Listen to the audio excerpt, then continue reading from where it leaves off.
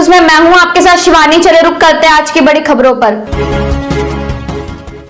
कोई करता है खबरों से आगे रहने का वादा, कोई करता है तेज रफ्तार का दावा, फिर भी क्यों दब जाती है सही खबर। ना वादा। बैंकों का बढ़ता एनपीए देश की बैंकिंग व्यवस्था के अस्तित्व के लिए है खतरा। देश में अभी माइक्रो फाइनेंस एवं स्व सहायता समूहों द्वारा किए जाने वाले कर्ज की अदायगी का आंकड़ा करीब 100% है, तो फिर बड़े बड़े उद्योगों द्वारा लिए जाने वाले कर्ज इस कदर असुरक्षित क्यों है। बैंकों का बढ़ता एनपीए देश की बैंकिंग व्यवस्था पर प्रश्न चिन्ह खड़ा कर रहा है। आइए देखते हैं। हाल ही में केंद्रीय वित्त मंत्री निर्मला सीतारमण ने सरकार द्वारा देश के सभी बैंक डिफॉल्टर के खिलाफ निर्णायक कार्रवाई किए जाने की बात कही। उन्होंने कहा कि देश में बैंकों के साथ धोखाधड़ी करके या उनसे लिए गए कर्ज की रकम बचाने वाले तमाम डिफॉल्टर देश के अंदर है और कहीं विदेश भाग चुके हैं। इन सभी के खिलाफ सरकार सख्ती बरतने की अपनी नीति पर काम कर रही है। कहना होगा कि पिछले एक दशक में बैंकों की अनुपादक एनपीए बढ़कर 6 लाख करोड़ रुपए से करीब दोगुनी हो गई है। यह स्थिति देश की अर्थव्यवस्था के लिए बेहद गंभीर है। देश की आर्थिक भ्रष्टाचारियों के लिए बैंक आसान शिकार बने हुए हैं। कर्ज लेकर लापता होने और इन्हें नहीं चुकाने वालों की एक लंबी सूची है। इस सूची को भी आप एक बार देखिए। सच बात तो यह है कि बैंकिंग सेक्टर की यह एक लाइलाज बीमारी बन चुकी है। ऐसे में वित्त मंत्री का यह संकल्प बेहद सराहनीय है। यह बताना जरूरी है कि देश में अभी विभिन्न बुनियादी समस्याएं और मूलभूत राष्ट्रीय लक्ष्यों के मार्ग में जो बड़े अवरोध हैं, उनमें एक एनपीए भी है। गौरतलब है कि हमारे देश में भ्रष्टाचार का सब प्रमुख स्वरूप यानी मौद्रिक भ्रष्टाचार अलग अलग दौर में अलग अलग रूप में अवतरित होता रहा है। 1990 में देश के नॉन बैंकिंग कंपनियों का दौरा आया, जिन्होंने लोगों को असामान्य रूप से ज्यादा ब्याज का लालच देकर उनसे अरबों रुपए जमा करा लिए और फिर इनमें से अधिकतर कंपनियां भूमिगत हो गई। इससे लाखों लोगों को नुकसान हुआ। इसके बाद देश ने 2000 में रियल एस्टेट कंपनियों को फ्रॉड को देखा। कई रियल एस्टेट कंपनियों ने अपनी प्री लॉन्च हाउसिंग स्कीम के जरिए लाखों निवेशकों को ठगा। साल 2010 में सस्ती मुद्रा नीति एवं रियायती कर्ज नीति का फायदा उठाकर देश के तमाम छोटे बड़े कॉरपोरेट कारोबारियों ने बैंकों से जमकर कर्ज लिया और फिर उसके बाद सभी को मालूम है ही कि कहानी क्या हुई। जब इन सब बैंकों के कर्ज घोटाले उजागर हो रहे थे, तब हमारे देश में बैंक की कर्ज नीति को लेकर भी लोगों का गुस्सा चरम पर था।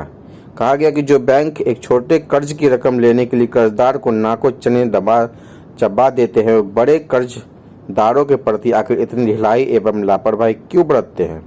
साथ ही यह सवाल भी खूब सुर्खियों में रहा कि देश के बैंकों ने अब तक अपनी कर्ज नीति को बिल्कुल नीति सम्मत और पारदर्शी क्यों नहीं बनाया है। वास्तव में जब लोगों को दिए जाने वाले कर्जों की संतुष्टि बैंकरों और के विवेक पर छोड़ दी जाएगी, तो उसमें भ्रष्टाचार तो होगा ही, साथ साथ निवेश और कर्ज की असुरक्षा भी चरम सीमा पर होगी। हमारे कई बैंकरों ने बड़े बड़े कर्जदारों के साथ एक तरह से साझा भ्रष्टाचार की मिसालें पेश की है। यही वजह है कि अब बैंकों के सर्वोच्च पदाधिकारी के कटघरे में जाने की खबरें आने लगी है।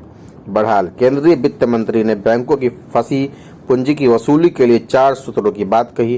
पहला, कर्जदारों की पहचान। दूसरा, सुलह समाधान। तीसरा, पुनः पूंजीकरण। और चौथा, सुधार। बताते चले आपको कि वित्त मंत्री के संकल्प की एक झलक पिछले दिनों प्रधानमंत्री नरेंद्र मोदी की देश के बड़े बैंकरों के साथ हुई बैठक में मिली। इसमें प्रधानमंत्री द्वारा कहा गया कि पिछले 7 सालों के दौरान देश में बैंकों ने कुछ करीब 5 लाख करोड़ रुपए के फंसे कर्ज को वसूला है।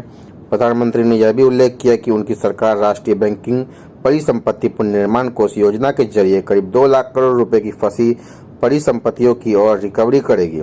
प्रधानमंत्री का यह बयान मौजूदा बैंकिंग परिस्थिति के लिए एक बेहद आशाजनक तस्वीर पेश करता है। इसके इतर अभी केंद्रीय प्रवर्तन निदेशालय की तरफ से एक सूचना जारी कर दी गई है, जिसमें यह बताया गया है कि निदेशालय अभी तक विजय माल्या, मेहुल चोकसी और नीरव मोदी की भारत स्थित करीब 9,300 करोड़ रुपए मूल्य की परिसंपत्तियों उनके कर्जदाता सार्वजनिक बैंकों को हस्तांतरित कर चुका है।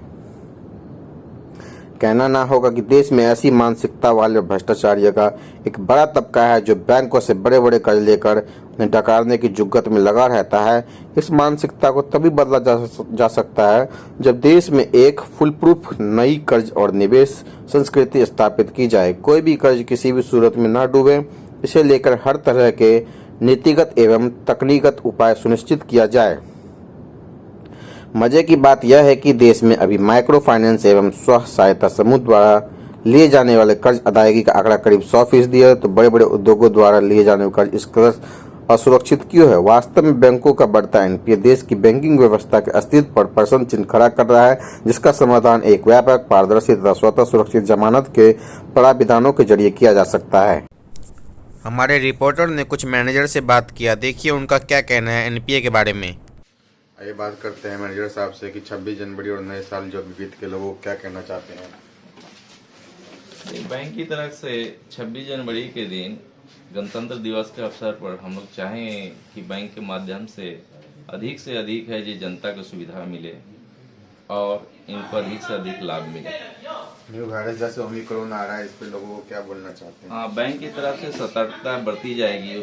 उनके लिए है जे अलग से है जे मास्क पहनने के लिए व्यवस्था की जाएगी और है जे उनके हाथ साफ करने के लिए एक है जे जो आता है लिक्विड उनको प्रोवाइड किया जाएगा, सैनिटाइजर का व्यवस्था किया जाएगा और एक साबुन एक बाल्टी की व्यवस्था वहाँ रख दी जाएगी और डिस्टेंस की पालन हमेशा किया जाएगा। आपका नाम?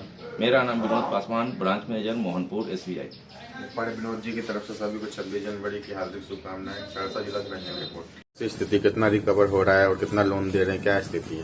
सर, अभी लोन का जो स्थिति है, मेरे पास 22 करोड़ का एडवांस है, जिसमें 6 करोड़ 25 लाख रुपया एनपीए है और कस्टमर के पास जाने पर न वो आधार देते हैं न पैसा जमा कर रहे हैं और क्या कहते हैं कि ये तो सरकार दी है, माफ कर देगा, जिसके कारण बैंक की स्थिति और दिन प्रतिदिन है जे एनपीए बढ़ता जा रहा है और बैंक का है जे एडवांस है जे बढ़ता भी जा रहा है, लेकिन है जे एनपीए के रेशियो उससे ज्यादा बढ़ता जा रहा है। ऐसे ही खबरें देखने के लिए हमारे चैनल को सब्सक्राइब जरूर करें और नोटिफिकेशन चालू कर ले और घंटा जरूर दबाएं। मेरे साथ बस इतना ही। बाकी की तमाम खबरों के लिए देखते रहिए यू न्यूज़।